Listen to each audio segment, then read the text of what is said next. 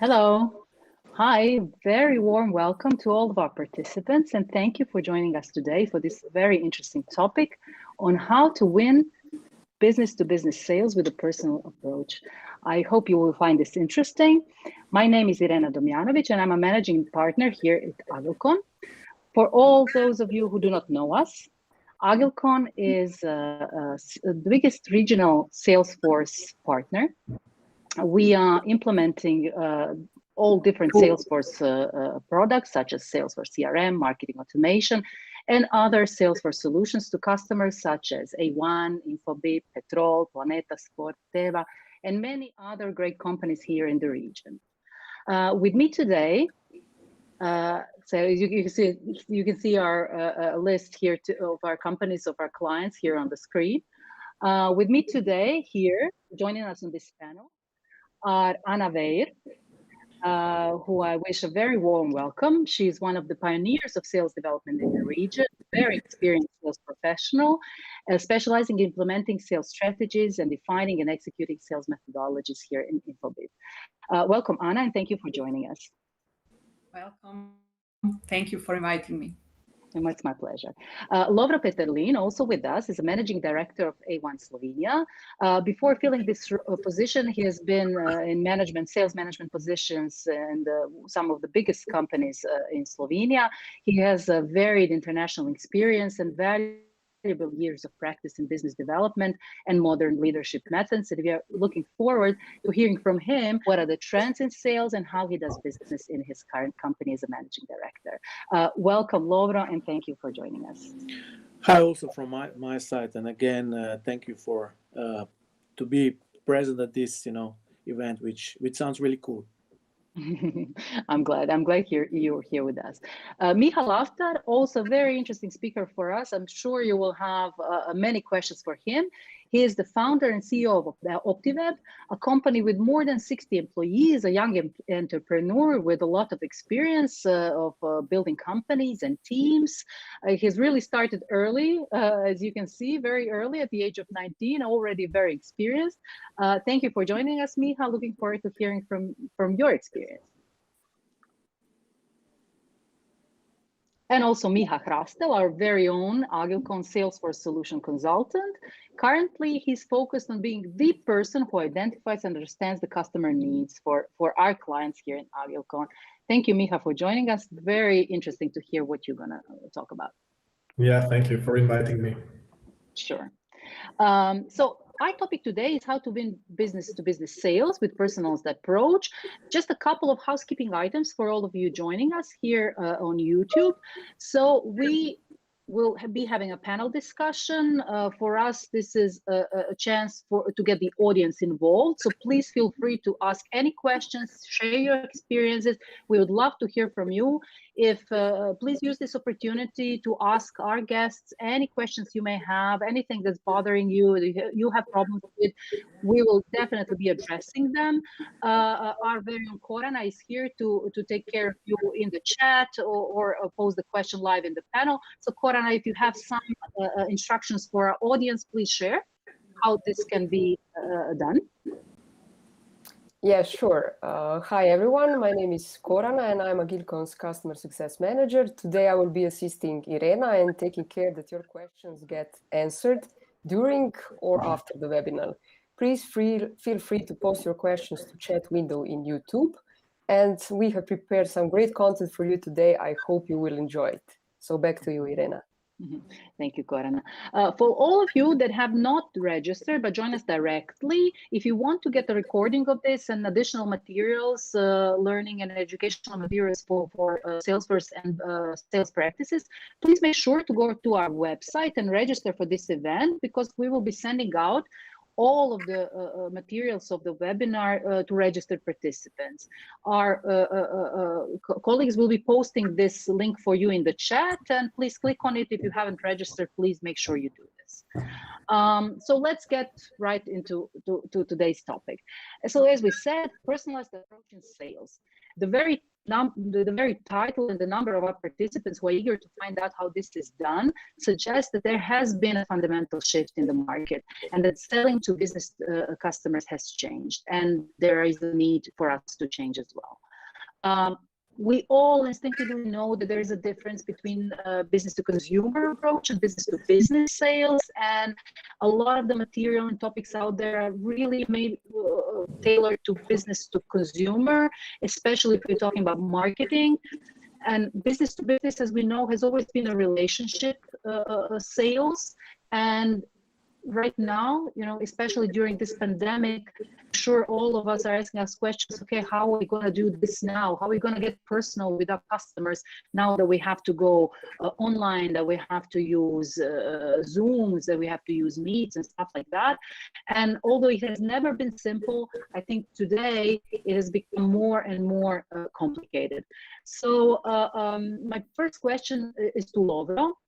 You really have had such a vast experience in sales, and you have witnessed all the possible shifts that have happened over the years. What would you say for today's salesperson and sales manager? What are the biggest changes in sales to business, and what they must do and what we must do to adapt? Hi, basically, if I understand the question correctly, what is now basically the difference between B2B and B2C sales? I would say, probably I would surprise you. For sure, there are differences in customer journeys, lead times, selling techniques, also sales choreographies, also use of content, and the complexity of decision-making process. However, in my opinion, there are also a lot of similarities in its essence, which we usually underestimate or even companies poorly use. Let me elaborate a little bit on this. When we speak about selling at its basis, there are no differences between B2B and B2C, since there is just one concept, and it's H to H, I would say, human to human, or better put, heart to heart. We are still in both cases selling to people, which they had their needs, their wants, expectations at a certain moment of truth in the sales process.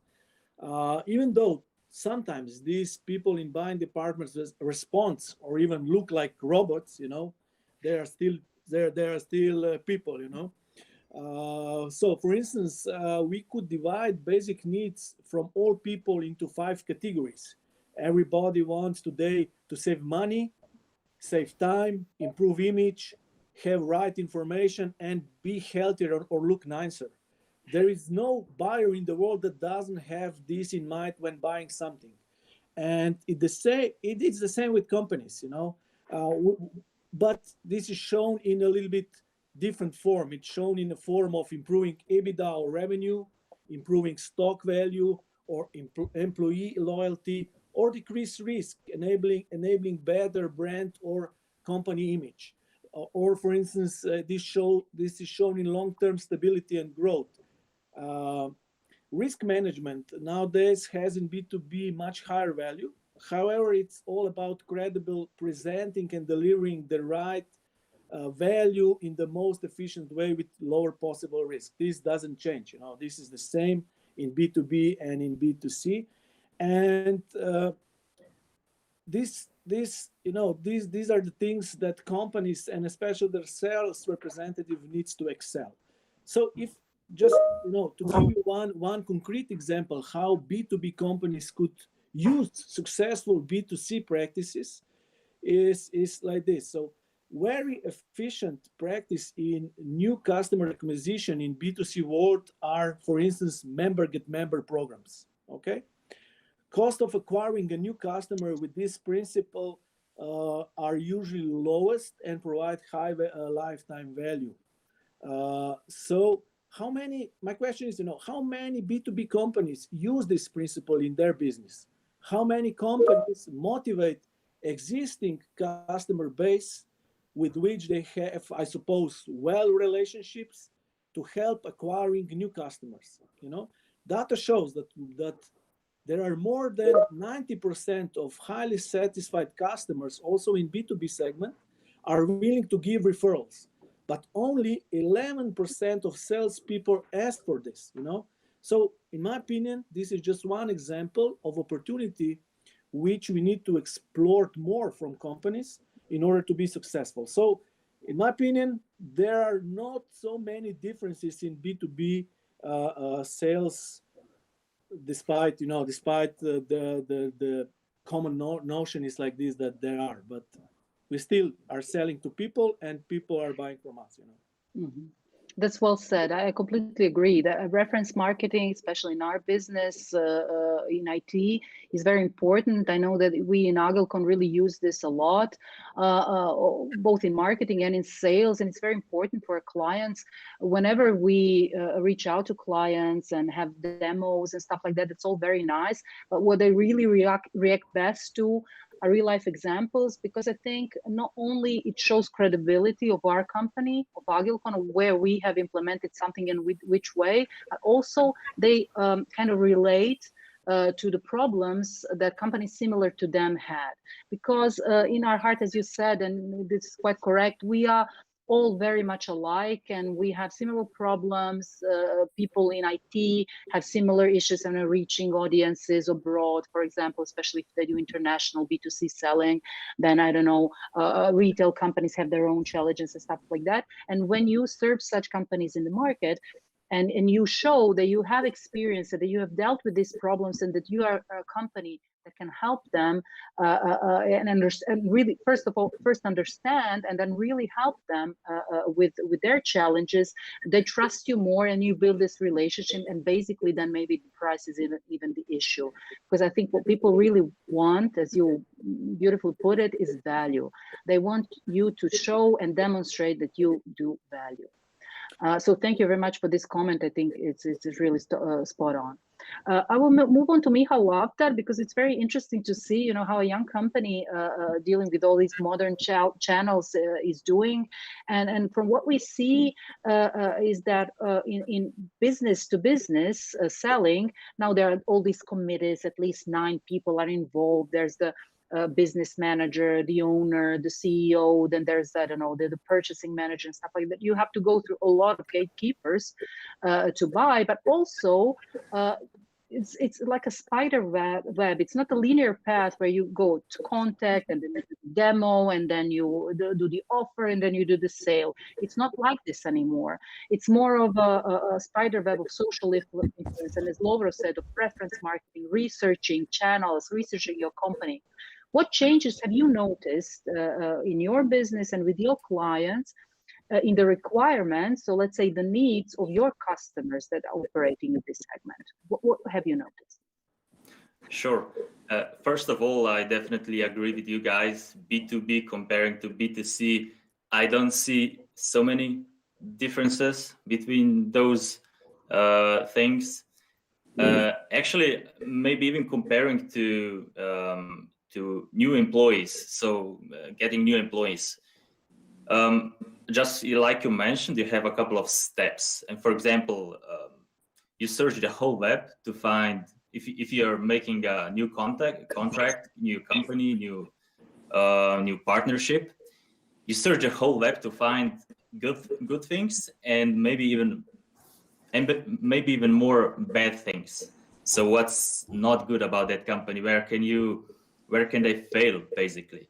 And it's similar when you search for a new employee. So you search on Facebook, how this guy is doing. You search on LinkedIn, of course, every time. And after that, if everything is okay, you call them, maybe you write them an email, Facebook chat, something like that, and you meet on a virtual call, right? After the call, you have to, if everything is okay, you try to find some mutual friend or company to check if everything that her said is okay, if they are talking the truth, let's say. So it's crucial, very crucial, to when people bump into your company on LinkedIn, Facebook, Instagram, mailing, stuff like that. So there they have those positive informations about you. And of course, they have to bump into you even before they meet you, for sure. So you have to stand out, which means you have to invest time and money into social media, into mailings, stuff like that. And also be different. You know, if you're not different, people won't remember you. So it's not just video calling. Record a video, send them introduction, or maybe I don't know, positive feedback from your clients, stuff like that. Also, voice chatting is pretty popular right now. So, and also maybe invest into your sales studio like this, stuff like that. That's fantastic. Thank you. Great, great. But when we get down to it, this is great advice, and definitely, you know, standing out helps a lot. But when we get to the brass facts on the field, usually it's about the salesman and how the sales is developed, how they're equipped to deal with all the possible stuff. Have they researched? Have they gone through all that they have to go trainings to sell quite right? Anna, I'm very interested to see about your sales development program in Infobip, because you have been really super successful for a number of years, and globally you are managing a really big team, and it's a big job. What is the goal of your sales development program in Infobip, and how is this helping your organization to achieve its goals? Thank you, Irena. Well, once I joined Infobip, I realized that we need to change, let's say, the whole mindset of the organization and the way of selling, like to deliver the value, right? And so far we have been all the time engaged in very transactional selling, and we wanted to change the mindset, or the value selling, or solution selling, however we want to call it. Before I joined, I realized that I will have a huge support of my leadership team. Without their support, this won't be possible. Why? Because every time when you are launching something very big for 750 or more people, you are asking them to pass this program as some kind of certification program. And nobody wants to learn something when it is mandatory, right? So we are like when your tire is broken, you will fix it, and you will learn how to fix it once you need it. So same as all sellers, account executive, they want to learn when they need something, right? So I launched this program, and we have setting the standards. What does it mean good discovery meeting? What does it mean good solution presentation? And we ask all 750 people to go through the different kind of modules. First one was changing your mindset, some kind of essential skills like active listening, presentation, design thinking. Module one was get to know your customer, who those guys are, 360 view of the customer, know your industry. And then after they finalized those two modules, they went into the SaaS product. So our SaaS products, Infobip SaaS products, were, let's say, left for the end. And then how to sell those, what kind of techniques they can use to sell those. But all this is more like teaching, you know. And most of the people, they said, we need to practice. So to practice, we have organized for all of them 1 hour of the role play where we were acting as a customer, enablement team, and leadership team. And during the role play, we were giving them the feedback so they can still grow and develop themselves based on this feedback. Still, I was not happy. It was still too static for me. And that's why we launched a new sales readiness platform to have more this part of the practicing. And quick feedback and reinforcing some kind of elements which we think are very important for us, like value proposition for some kind of product.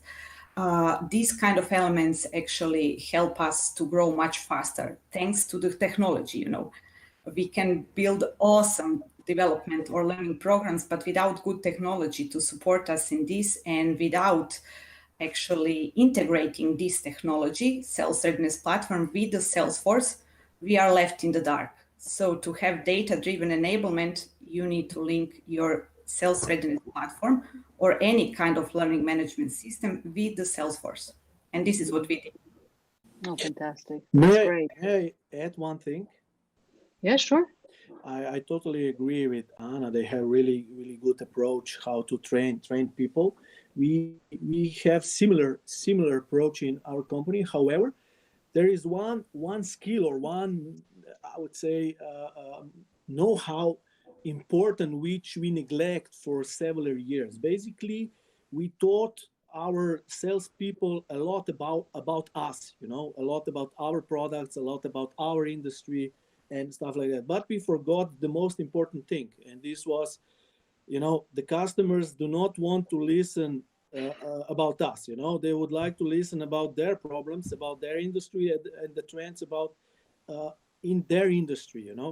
So we developed so-called customer insight interviews, or a kind of, it's an interview with CEO or with CEOs in different industries for our salespeople, because our salespeople need to know the industry in which they work of our clients. They need to understand the industry of our clients, not our industry. So this was one thing which provides quite good enablement for our salespeople to be more self-confident and to be more supported by the know-how, which is the most important. And this is the know-how about our customers' industries, not about ourselves. Yeah, that's well said, and I completely agree. In Agilcon as well, I mean, the way we approach sales, and I'm sure Miha will talk about this as well, is definitely that we build up, let's say, an ideal customer profile for some of our products. We definitely know what is the ideal profile, company profile, and a person profile that this product fits to. And we build these ideal customer profiles, and we then search for the companies who are the best fit. But in order to do this, you definitely have to gather a lot of data, as you said, because you don't want to show up at a discovery meeting or a meeting with a customer without really knowing what their issues are and what the industry is all about and what are the trends and what is actually at the heart of the problem that they're having. Because, I mean, they wouldn't allow you to go into a meeting just to waste their time. They really are in search of something. Some are more forward, some are less forward about this. But a lot of the time, if you do a good discovery meeting, you will get to the bottom of this. However, I personally believe that to be over-prepared is always the best. And in order to be over-prepared, you really have to get to the brass tactics and get to know the company, get to know the person who's going to sit across from you. And in order to do this, you really have to know a lot about your customer. You have to do the homework and you have to do the research. So let me just ask Miha Hrastel, because he really has a lot of experience. I mean, this personal approach, how very important this is in sales, but you really have to, as I said, know a lot about the customer. But how is this possible for a company to achieve? A company that has to have, sales goals achieved, and how do you do this research? How is this done at scales? And where do you see the companies that have the most problems with this? Yeah, so yeah, I totally agree that today, it's the people who are selling and not the technology. And I think that, the companies in terms of technology, they are maybe relying a little bit too much on the tool, saying that, if we have great tools, if we have great architecture, if we have great everything, that we will sell a lot. And we all agree, I think, that this is not the case. But nevertheless, so you need a tool, a tool that will help you store all the data that you have with the customer. And from what I see from our projects is that, people and companies really have problems here because the data is very siloed. So, they have a lot of different systems, which in a way, they don't, if they look at the customer, they don't know where to look, where to look for the data that I have about the customer. So it's important, to manage all this data and to have everything in one system in terms of technology. But as we all, are saying today, even more important is to know what to do with this data. So to decide how we are going to target our customers, what will be our ideal customer profiles, everything that you, Irena, has already mentioned. Mm-hmm. Anna, let me just jump back to you real quick. You said the sales development, the goal of the sales development program is to really make them understand how important it is to understand the customer. And that's all well and fine, but how do you do the account planning? So when you have them trained and ready to go to the battle, you definitely have to give them some, something to battle with. And what are the principles of your account planning in your company? Well, as I told you, first we have launched this certification program, then we implemented a sales readiness platform to back up this, the whole initiatives, because we can teach people as much as we want. We can then ask them to practice. And then I told you one very important information, maybe somehow it slipped over. Teach people when they need it. And when they need it, they need when they are creating in the Salesforce opportunity. And our mission is to serve people with a bite-sized micro-learning content just in time. So when they are opening that kind of opportunity, and depending on the sales stage they are, we are serving them with a bite-sized content, like those are discovery questions, or this is ICP, or, best examples of the objection handling, depending on the sales stage. And then after 1 year, program is already up and running, we have decided to implement also account planning, because for the account planning, you have to focus on the long-term goal, right? And this strategic account planning, we have introduced like main persona for this is account executive, but he is acting like a project manager, and he is able to pull different kind of internal resources to develop and manage a long-term transformational growth strategy, which is aligned with the client goals. And everything has to be built on the deeper client relationship. Mm-hmm. So this kind of program we have developed and roll out, and actually we have created Salesforce campaign just to show us the results, because we are not learning and development department. We have to measure everything, and how to measure. So each and every result has to be linked with pipeline creation and performance results.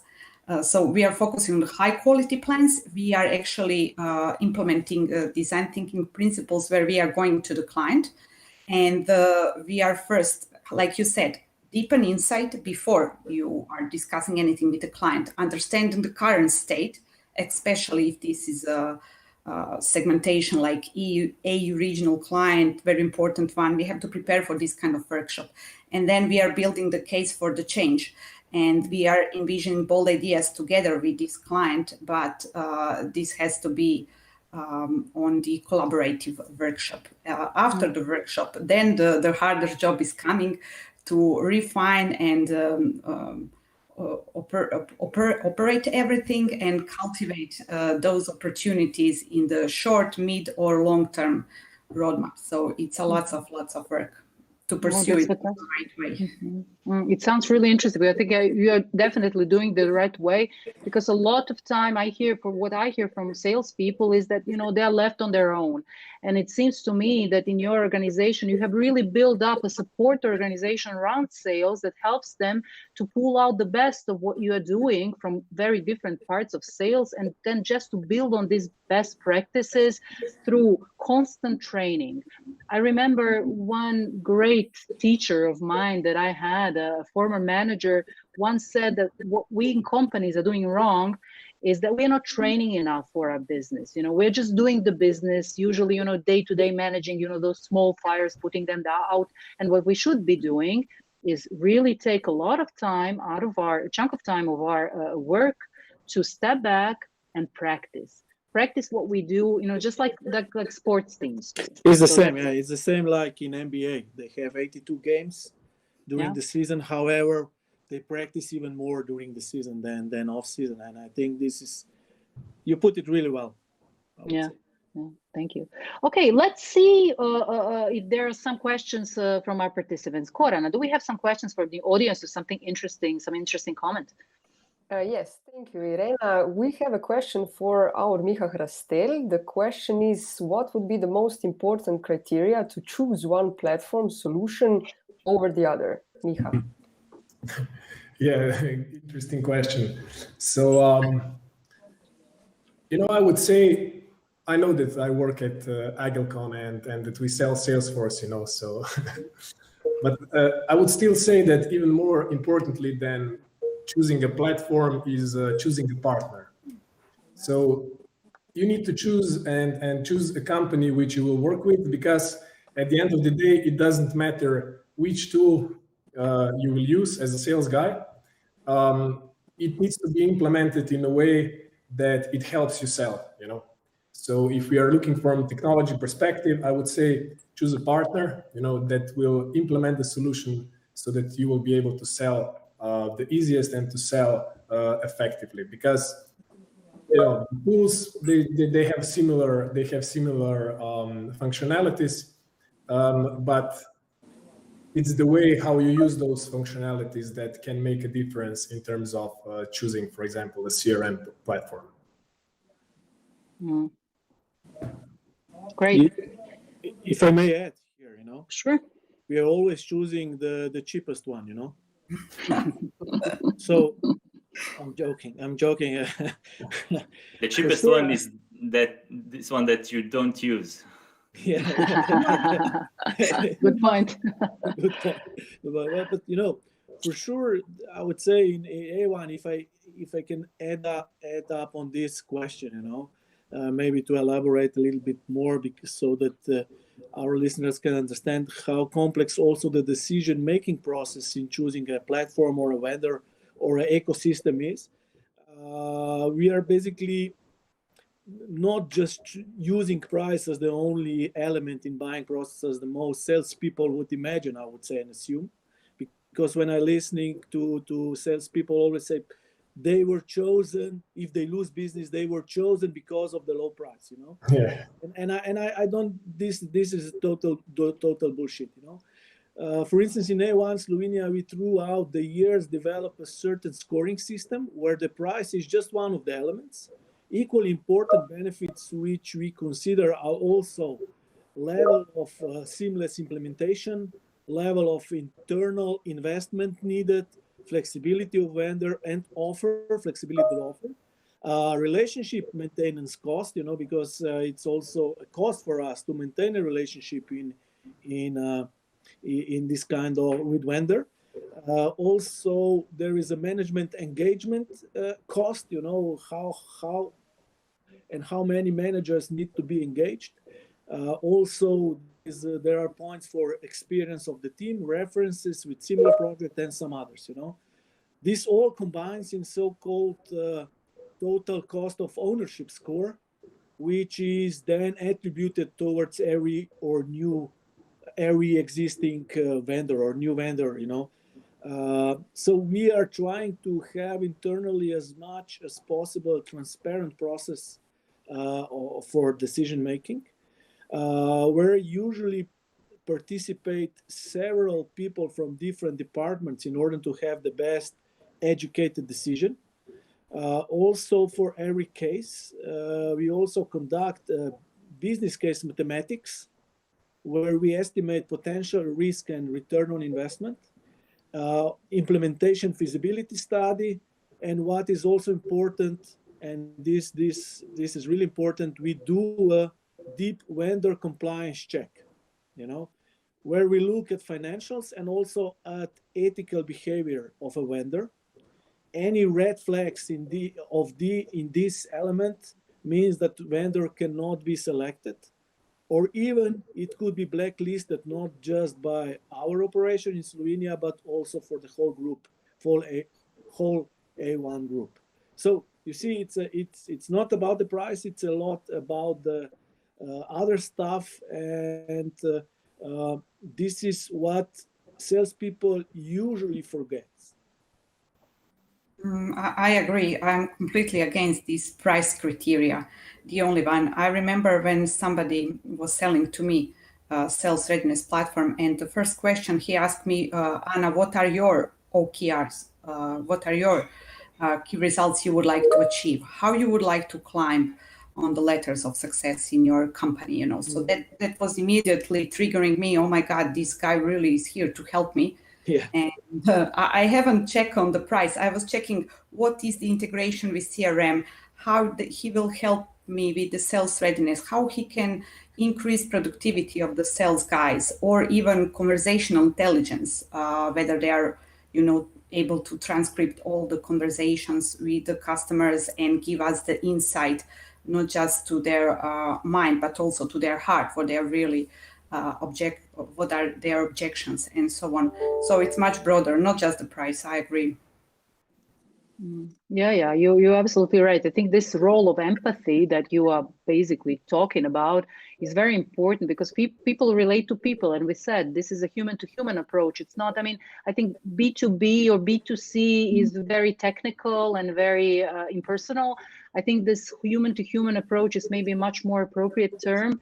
And because, as you said, I mean, people relate to people and to their issues and what they really need to be successful. And if you feel that your prospective vendor is there really to help you, of course, they will make money off of you. That's normal, as you make money off of your clients. But just, you know, looking internally into what you would do, you know, in their place, and how you would choose somebody. And if you just look at this and follow the same principles like you're selling to somebody you really want to help with, you're going to be very successful salesman. I'm sure of that. But let's now talk a little bit about the role of technology in this process. We know that today we are selling, I mean, through technology. I have to tell you, I mean, when we started with Agilcon Croatia, this was 2 years ago, we had these big plans and how we're going to be selling and knocking to doors and stuff like that. And then, you know, right off a couple of months later, we got locked down and this all fell through. So we had to reinvent everything. And at first, I have to say, we were making some mistakes, you know, trying to do the business as usual and sell like we are selling face to face. It's not working. What we understood is that we really have to adapt, and we really have to understand that remote and technology, of course, at the heart is always empathy and relating to the customers, but you really have to adapt. And even after this is over, everything is still will be digitized, and hybrid approach to the market is going to stay there. And marketing especially is always going to be like one step removed from the customers. So Miha, Lavtar, can you tell us something, you know, how can you get personal and do the personalization with technology? Is this even possible? It is possible, definitely, but I would say that try to automate everything, but still where you don't lose that personal touch advantage. So where this personal touch is added value, don't mix that. I mean, don't replace that with automation. That's for sure. So we have BIM systems, product information management. You have configurators, you have B2B commerce, stuff like that. But at the end of the day, like you said, H2H, so I can't imagine having a sales company without key account managers, great key account managers. And for example, where our sales guys have some important meetings with our customers, potential customers, and when they end this meeting, I go to LinkedIn and I add those persons, those people on LinkedIn, and ask them, how was it? Were you satisfied? Do you have any feedback that we can use? And that really adds this extra mile. It's extra mile thing, and they will appreciate that. And for example, we have mixed automation on LinkedIn. Someone added me a couple of months ago, and he personalized image. So he added personalized text to image and sent it to me via LinkedIn message.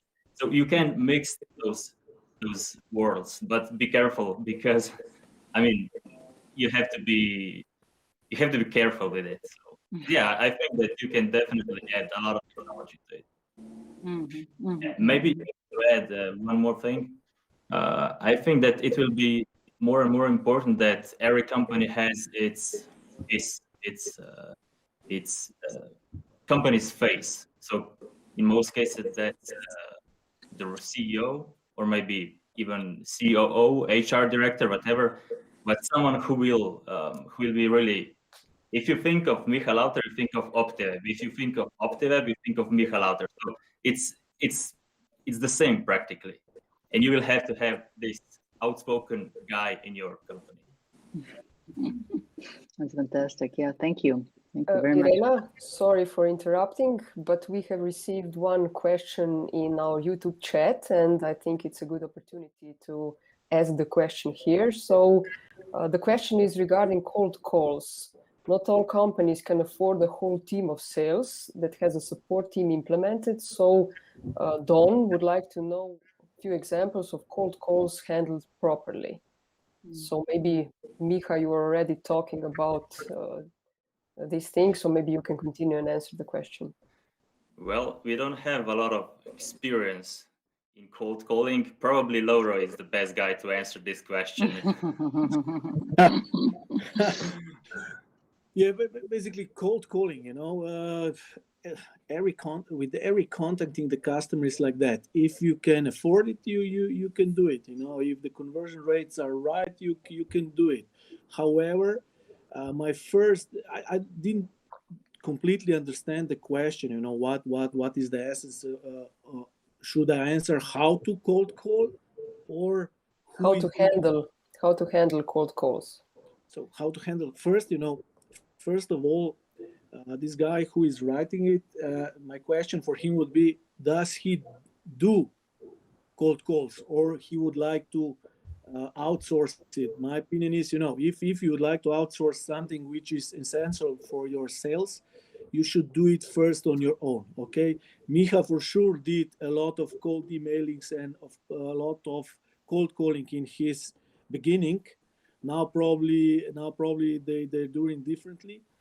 But look, cold calling without a reference, without a reason why do you call, without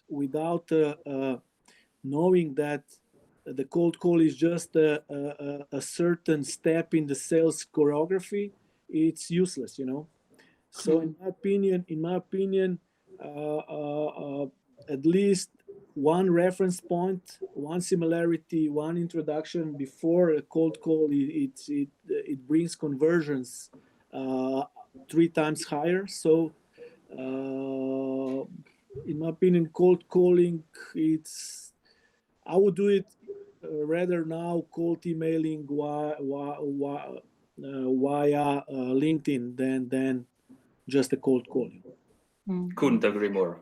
But even on LinkedIn, you have to have, like you said, Laura, something to start with, some mutual connections, some mutual reference client. Yes. You can search on your email.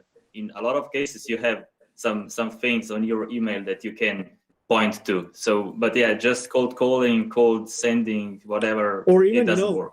A good practice which I saw was that they shared with me a certain content, not content about them, okay? Content about my industry. For instance, there were a lot of companies sharing with me about telco trends and stuff like that. This is a good thing because I want to talk about my job, not your job. This is the most important thing, okay? I would like to do my job better than I did it yesterday. So if somebody cold calls me explaining what they do, I don't really care about, okay?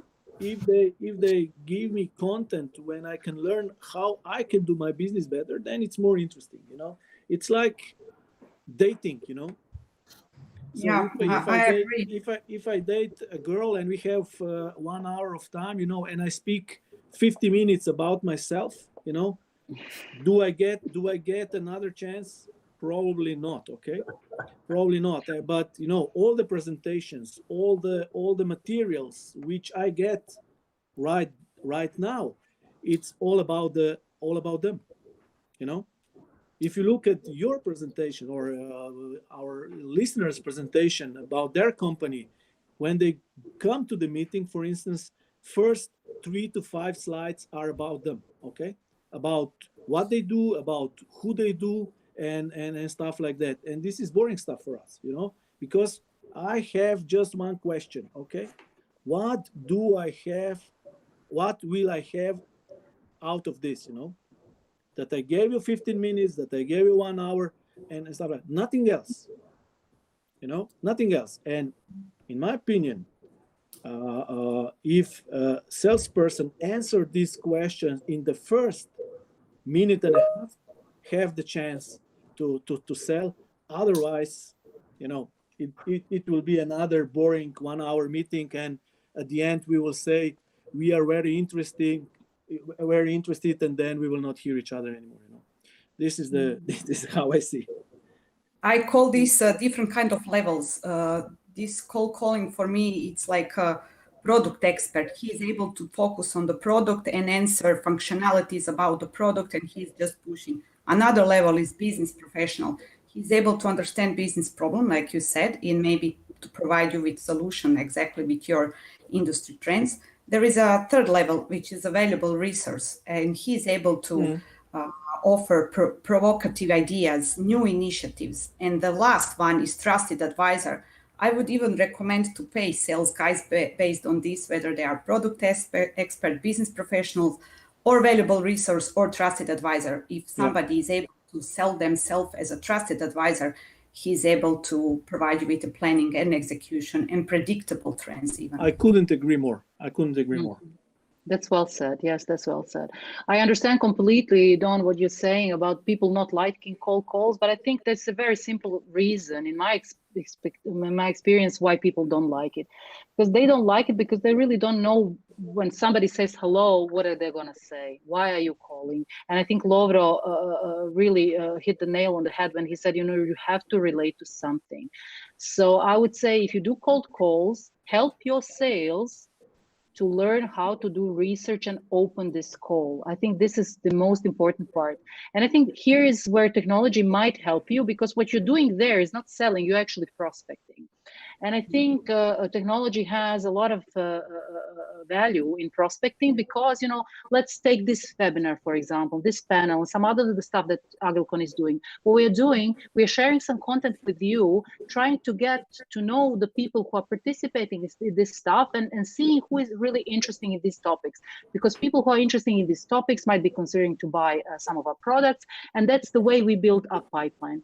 So basically use technology throughout the funnel to then supply your sales with enough information so when they pick up this phone or send an email so that they can relate, because they can say, I see you have participated in one of our webinars and you were interested in this topic. You know, we have a lot more to talk about. Why are you interested in a meeting? Why are you interested in a demo? So what I would suggest, and I think Lovro really put it well, and Anna as well, you have to relate. So let's just it's if I may, you know, sure. to use a comparison. You know, it's like cold calling.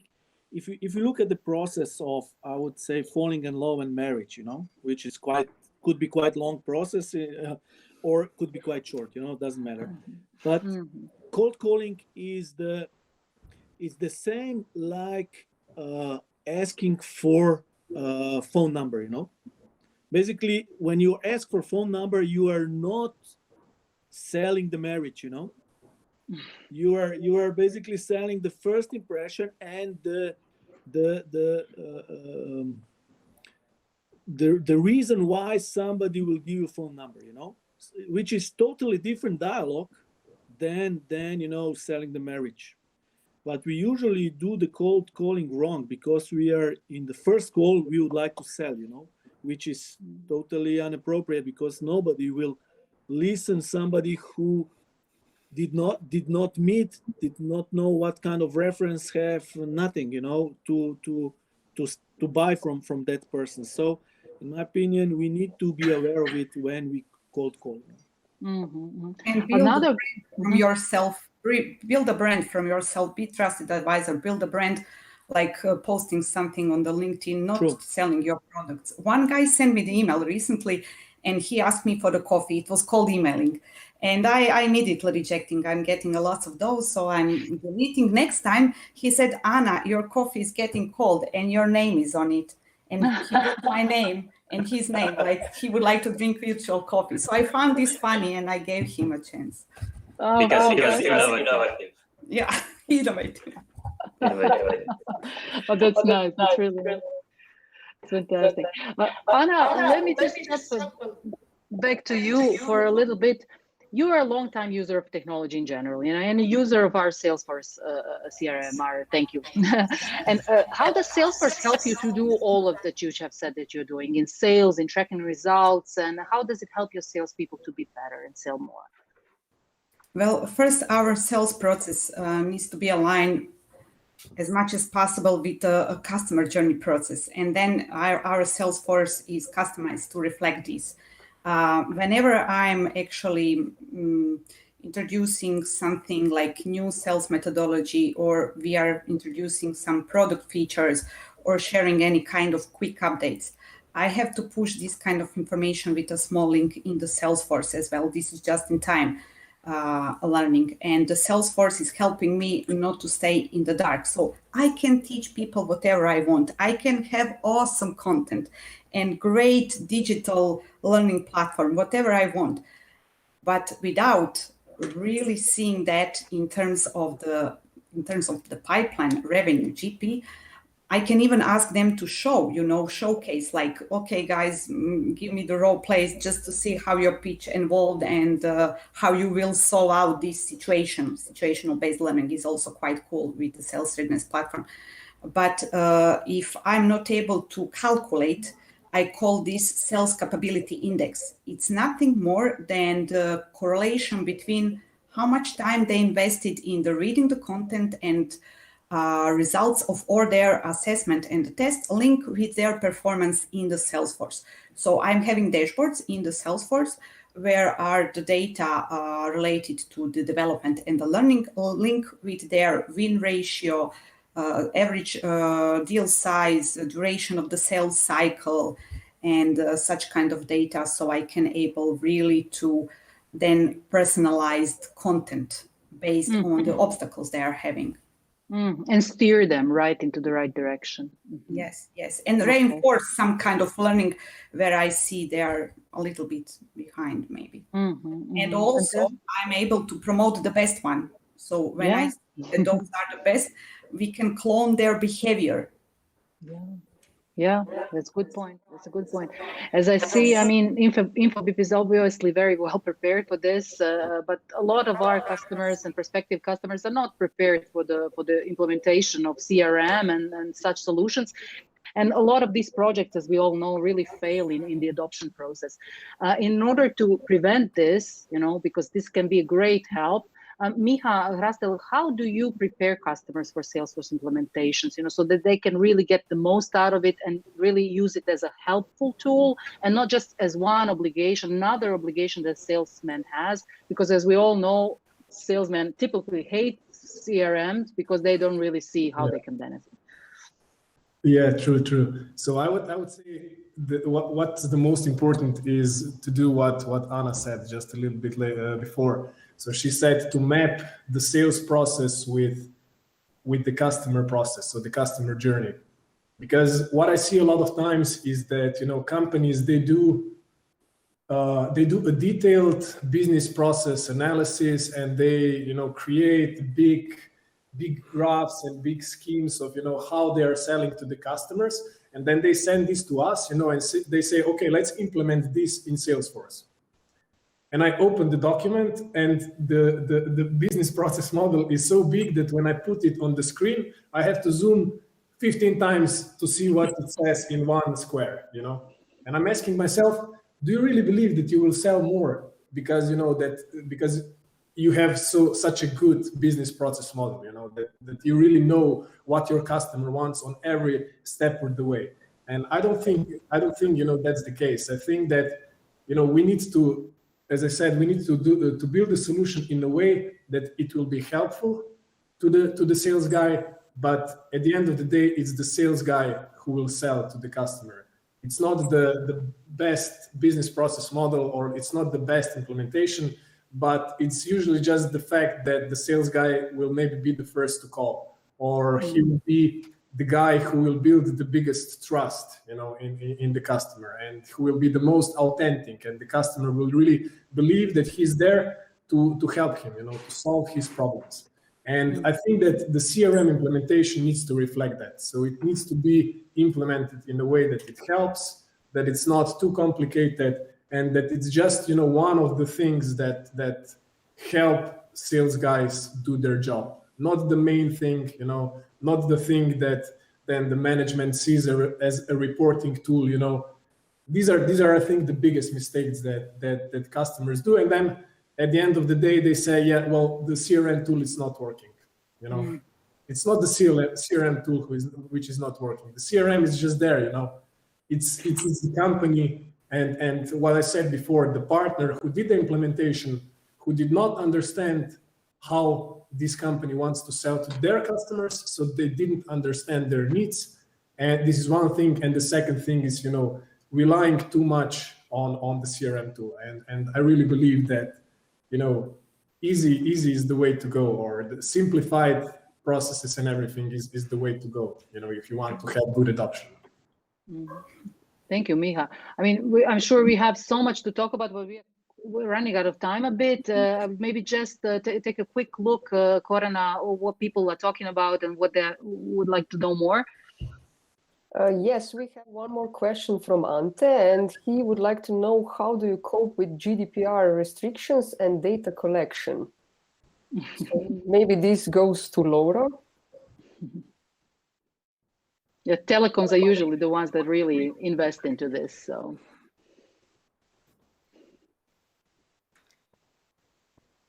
You're on YouTube. Okay, to me, this question then is how to answer this. We invested a lot in alignment, all the procedures in the last 3 years to be in accordance with the GDPR. This is for telecoms. This is I would say, as of essence. The trust that we are the protector of data, I think, is the key cornerstone of our business. So yeah, we have a special department which tackle just these issues on all levels of business, and so far I believe we did quite successful transition.